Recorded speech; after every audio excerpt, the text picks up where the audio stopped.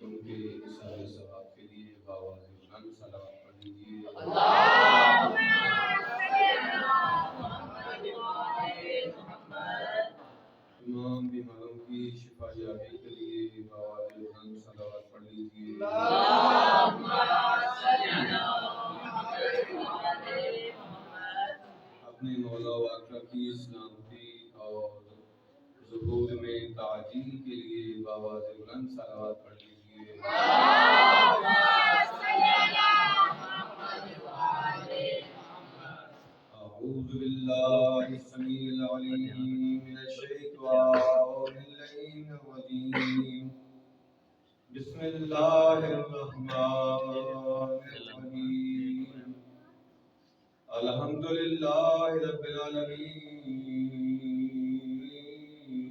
بارئ الخلائق أجمعين خالق السماوات والأرضين باعث الأنبياء والمرسلين ثم الصلاة والسلام والتحية والإكرام على سيدنا ومولانا طبيب نفوسنا وشفيع ذنوبنا حبيبنا وحبيب إله العالمين أبي القاسم محمد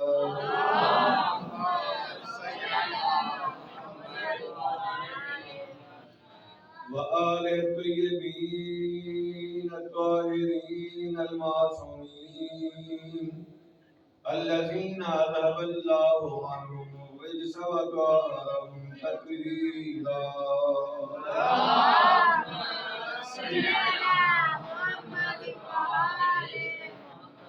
ولعنة الله على أعدائهم أجمعين أما بعد فقد قال الله العظيم في كتابه المتين وهو أصدق القائلين بسم الله الرحمن الرحيم قل لا أسألكم عليه أجرا إلا المودة في القربى صلوات اللهم صل على محمد وعلى عزیزاً مطلعی سالِ ثواب کی مجلس ہے تو آپ سے گزارش ہے کہ مرحوم مغفور محمد قدیر کی سالِ ثواب کے لیے ایک مرتبہ سورہ فاتحہ اور 3 مرتبہ سورہ اخلاص کی تلاوت کریں۔ بسم اللہ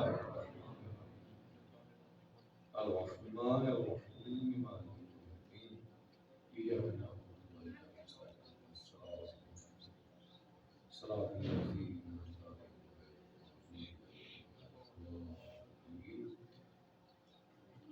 بسم اللہ الرحمن الرحیم قل هو اللہ احد اللہ الصمد لم یلد ولم یولد ولم یکن له کفوا احد بسم اللہ الرحمن الرحیم قل هو اللہ احد اللہ الصمد لم یلد ولم یولد ولم یکن له کفوا احد بسم اللہ الرحمن الرحیم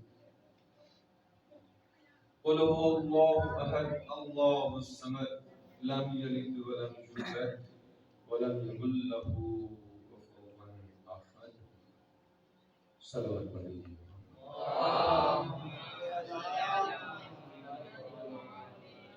نعرہ تکبیر، نعرہ تکبیر، نعرہ رسالت، نعرہ رسالت، نعرہ حیدری، نعرہ حیدری، حسینیت، حسینیت، یزیدیت، یزیدیت، صلوات پڑھ لیجیے محمد وآلہ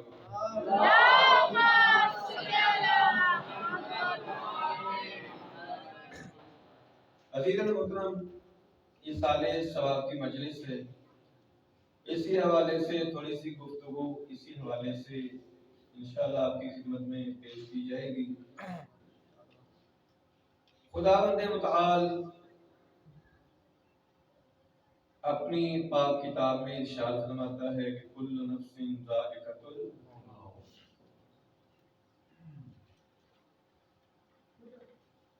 جن کے لیے یہ مجلس ہے وہ نوجوان تھے، اور یہ اس بات کی دلیل ہے کہ موت بڑھاپے کا انتظار نہیں کرتی، یہ سفید بالوں کا انتظار نہیں کرتی، کمر کے جھک جانے کا انتظار نہیں کرتی، کسی بھی وقت آ سکتی ہے۔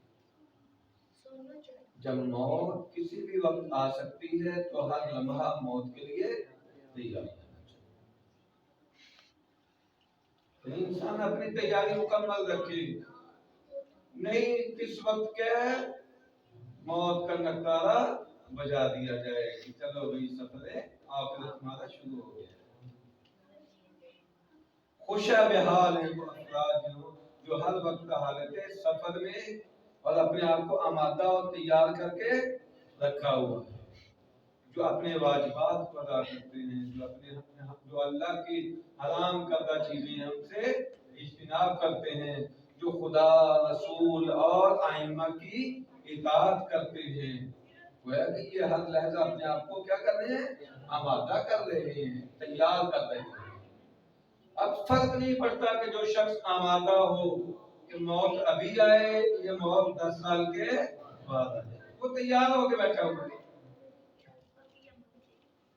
اس کو یقین ہے کہ میں نے جانا ہے۔ جب یقین ہے کہ جانا ہے تو وہ بالکل تیار ہو کے بیٹھا ہوا ہے۔ یہی ہم سب کا حال ہے، ہم نے یہاں بیٹھے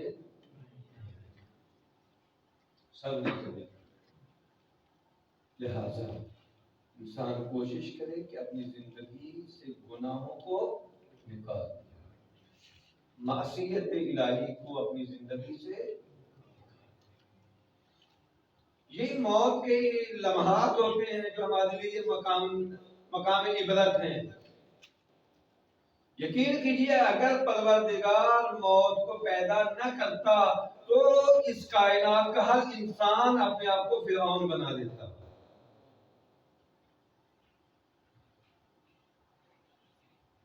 موت تو آنی نہیں ہے، اب جو مرضی۔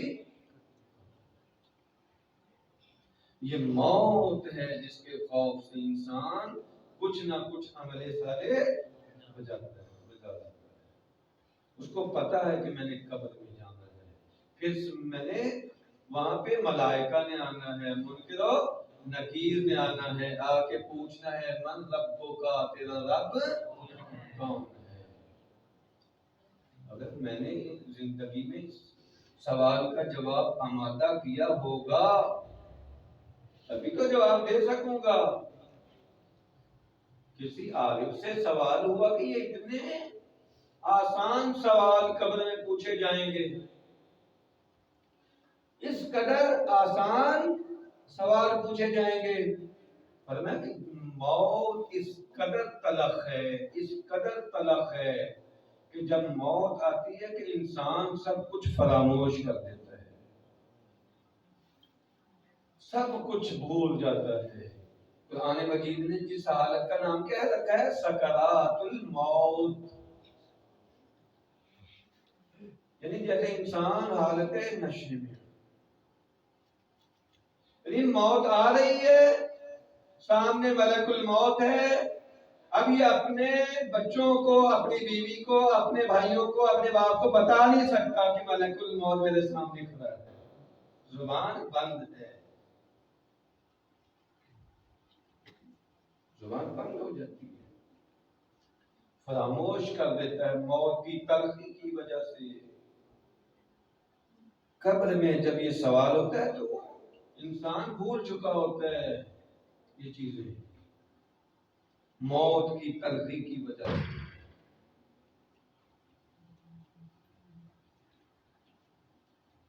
اسی لیے فرمایا اکثر ذکر الموت، زیادہ سے زیادہ اپنی زندگی میں موت کو یاد کیا کرو۔ کیا کرو؟ زیادہ سے زیادہ اپنی زندگی میں موت کو یاد کرو۔ جب یاد کرو گے تو گناہ کم ہوتے چلے گے، اپنی ذمہ داریوں کو ادا کرو گے، عبادت الہی انجام دو گے، خدا کی معصیت نہیں کرو گے، خدا کی نافرمانی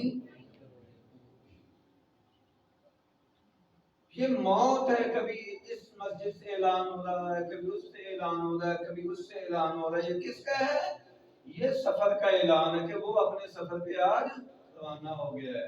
اور یقین کریں جس گھر میں کوئی مرتا ہے اور وہاں پہ گریا و زاری ہوتی ہے، وہاں پہ ایک بحرام ماتم بپا ہوتا ہے، تو ملک الموت اس گھر میں آتا ہے، آگے کہتا ہے کیا ہو گیا ہے آج یہ جا رہا، کل میں تمہاری روح کو لینے آ جاؤں گا. کس بات پہ رو رہے ہو؟ اور یقین کیجیے جب موت کوئی نوجوان آتا ہے، کوئی شاید ماں گریہ کرتی ہے کہ اب میرے بڑھاپے کا سہارا نہیں، بیوی کہتی ہے کہ میرا سہارا چلا گیا، لیکن کیا خود کوئی اس جانے والے کے خیال میں بھی ہے؟ یعنی ہر ایک کو اپنا خیال ہے، اپنا خیال کر کے رو رہا ہے. کبھی آپ نے زندگی میں دیکھا ہے کہ کوئی رویا ہو خود اس کے لیے کہ یہ اپنے لیے کچھ لے کے گیا ہے؟ یا سب اپنے لیے روتے ہیں، جانے والے کے لیے کوئی.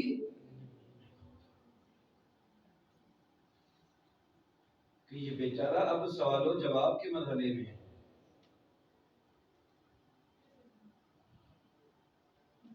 اب قبر کا مرحلہ درپیش ہے، اور قیامت تک کے لیے ایک عالم برزخ کا سفر ہے. کیا لے کے گیا اپنے پاس؟ جو سامان سفر لے کے گیا ہے.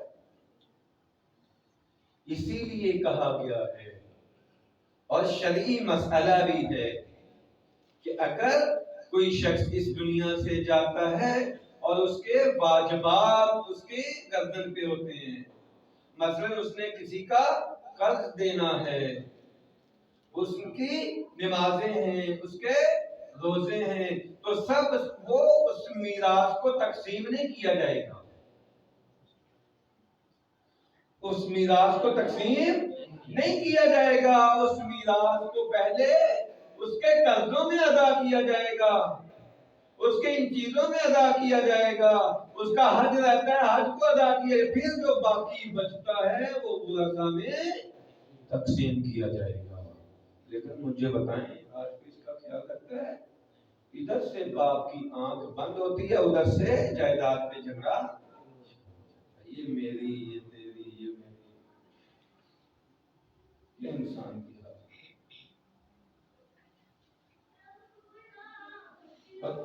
قبر میں انسان نے دوستوں کے ساتھ جانا ہے جی، کیسے جانا ہے؟ قیامت تک اکیلا سفر کرنا ہے. قیامت تک انسان نے اکیلا سفر کرنا ہے. جب اکیلا سفر کرنا ہے تو کیا اس نے اپنے لیے کوئی ذات راہ بھی مہیا کیا یا نہیں؟ یہاں سے ہم لاہور جاتے ہیں یا اسلام آباد جاتے ہیں یا کہیں اور جاتے ہیں تو کیا کرتے ہیں؟ اپنے کھانے پینے کے لیے کچھ نہ کچھ رکھتے ہیں. لباس اپنا مناسب، اگر سردی ہے تو سردی کا لباس پہن کے جاتے ہیں، گرمی ہے تو گرمی کا لباس ساتھ رکھتے ہیں، اور جتنے دن وہاں رہنا ہوتا ہے اتنا سامان لے کے جاتے ہیں کہ جناب ہم نے اپنے ماموں کے پاس رہنا ہے کتنے دن؟ 10 دن رہنا ہے، 1 مہینہ، تو 1 مہینے کے کپڑے وہ لے کے جائے گا. اب جس نے رہنا ہے وہاں قیامت تک کے لیے کتنا چاہیے؟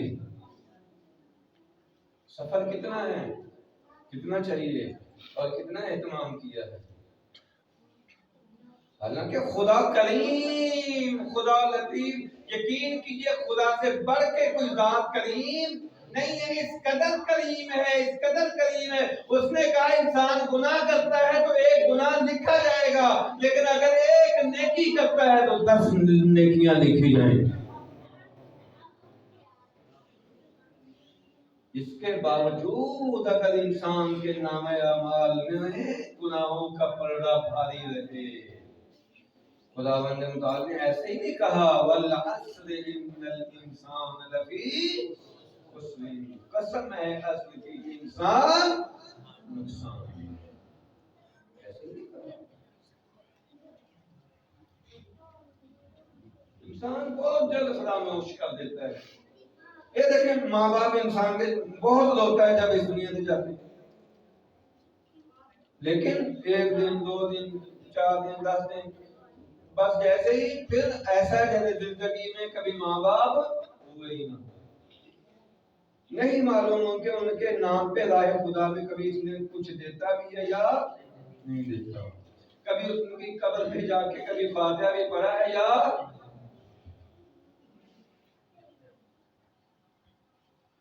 مجھے بتائیں انسان کتنے اپنے باپ دادا اور پردادا کتنوں کو یاد رکھتا ہے؟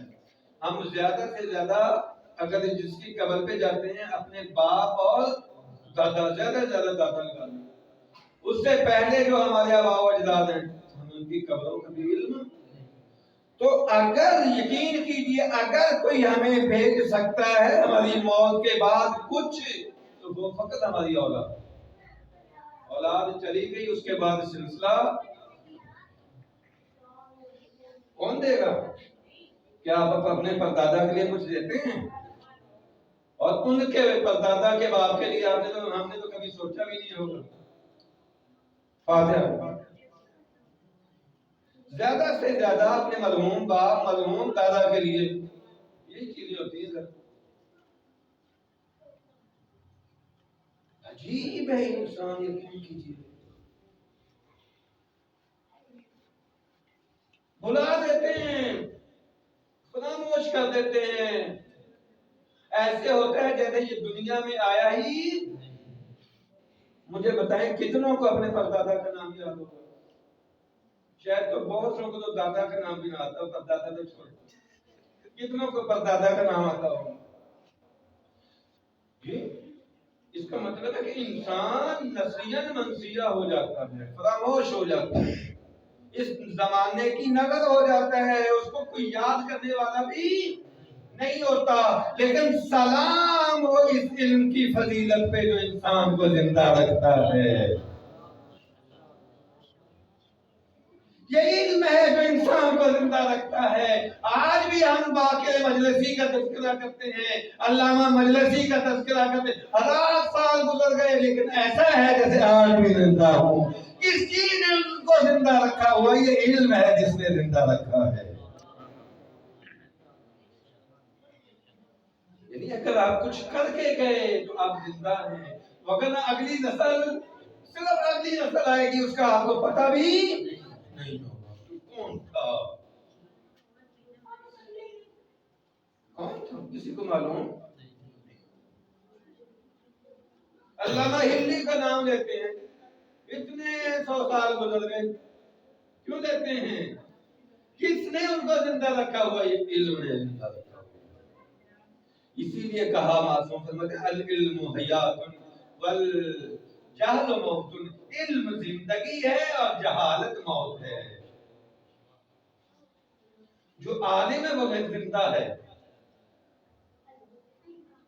وہ زندہ رہتا ہے۔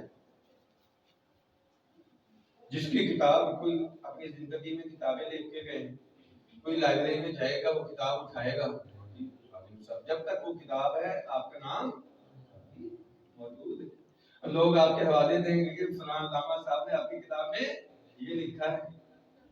آج بھی جب خطیب منبر پہ آتے ہیں تو کیا کہتے ہیں؟ علامہ نقن صاحب نے یہ کہا، علامہ حسن زیدی صاحب نے یہ کہا، ان کی کتاب میں یہ ہے۔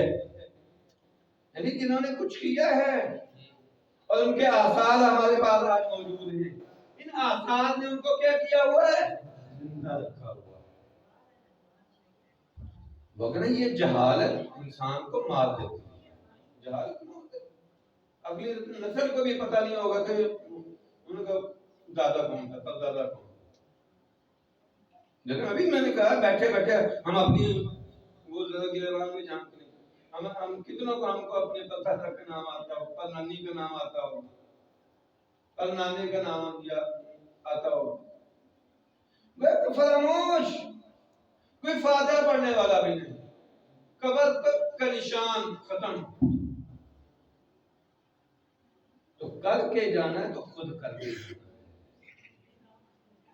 پیچھے کرنے والا کوئی موجود نہیں، خود کر کے جانا ہے۔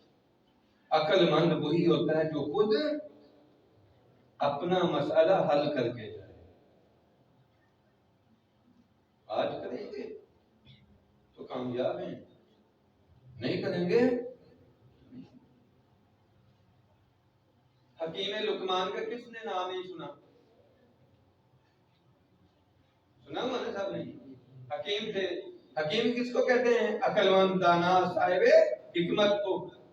یہ وہ والے حکیم نہیں ہے جو پڑیاں دیتے ہیں، جو وہ بات کے ذہن میں ہوتا ہے کہ وہ حکیم صاحب وہ جو پڑیاں دینے والے ہیں، یہ وہ والے نہیں، یعنی صاحب حکمت، دانائی کی، عقل کی باتیں بتانے والے حکیم، دانا۔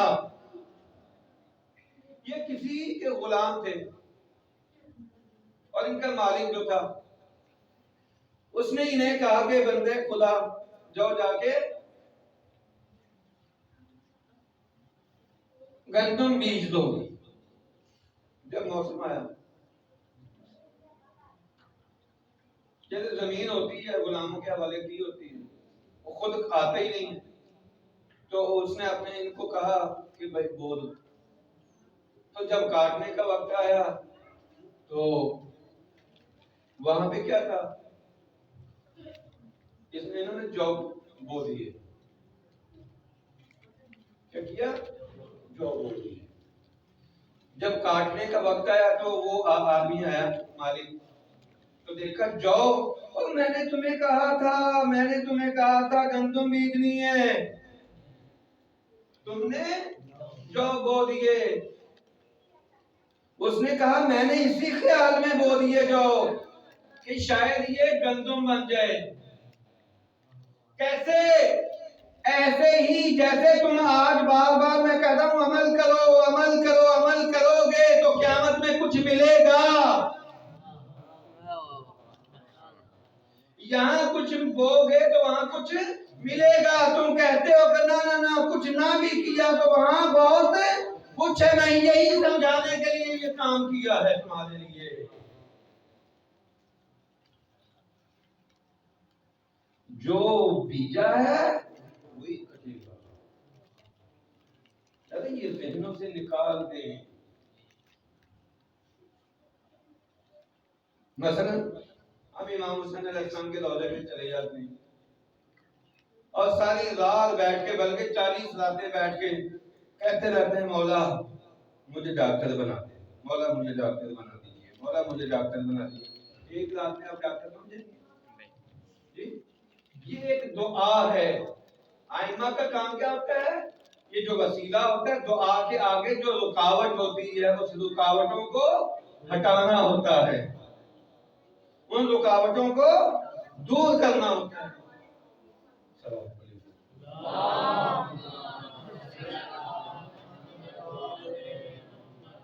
ان رکاوٹوں کو دور کرنا ہوتا ہے۔ جب ہم دعا مانگتے ہیں کہ پروردگار تجھ کو محمد و آل محمد کا واسطہ مجھے ڈاکٹر بنا دے، تو اس کا مطلب یہ نہیں ہے کہ مجھے ایک رات میں ہی وہ جو 5 سال کا جو سفر ہے یا 10 سال کا سفر ہے مجھے ایک رات میں سند مل جائے۔ کیا مطلب ہوتا ہے؟ یعنی جتنی راستے میں رکاوٹیں ہیں ڈاکٹر تک پہنچنے کی وہ ساری دور ہو جائیں۔ تو جب اسی طریقے سے ہم کہتے ہیں کہ پروردگار محمد و آل محمد کے صدقے میں ہمیں ایک اعلیٰ انسان بنا دے، ہمیں جوار محمد و آل محمد میں جگہ نصیب فرما، تو اس کا مطلب یہی ہوتا ہے کہ راستے میں جتنی رکاوٹیں ہیں، جتنے گناہ ہیں، ان کو ہمیں ہٹانے کی توفیق عطا فرما۔ یہ نہیں ہے کہ گناہ بھی کریں، ادھر سے گناہ کیا ادھر سنا کیا اور سالنا نہ مولا بڑے کریم ہے، زنا کیا مولا بڑے کریم ہے، قتل کر دیا مولا بڑے، کوئی شک نہیں ہے سید الشہداء کریم ابن کریم ہے، یہ پورا خانوادہ ہی کریموں کا ہے۔ لیکن آیا اس نیت کے ساتھ یہ عمل قبول ہوگا؟ اے سید الشہداء اس کو معاف فرمائیں گے؟ یعنی اس نیت سے کہ مولا کریم ہے قتل کر رہا ہے لوگوں کو، زنا کر رہا ہے، بھنگ پی رہا ہے، چرس پی رہا ہے، ہر چیز کر رہا ہے جان بوجھ کے۔ یہ تو الٹا امامت کی توہین ہے۔ جس نے مقام امامت کو سمجھا ہی نہیں ہے۔ مقام امامت کیا ہے؟ کس لیے ہے؟ یخرجہم من الظلمات الی النور، اس لیے رکھا اللہ نے تاکہ انسانیت کو تاریکیوں سے نکال کر نورانیت میں لے کے آئے۔ دنیا کا کوئی انسان گناہوں کی تاریکی میں نہ رہ جائے۔ ہاں انسان ہے، گناہ ہو جاتے ہیں، کبھی جب ہو جاتے ہیں تو وہ خدا کریم ہے، معاف کرتا ہے ان کے وسیلے سے، وہ معاف کرنے والا ہے۔ خود آج جو ایام عذاب ہیں بی بی کے، بس ختم کروں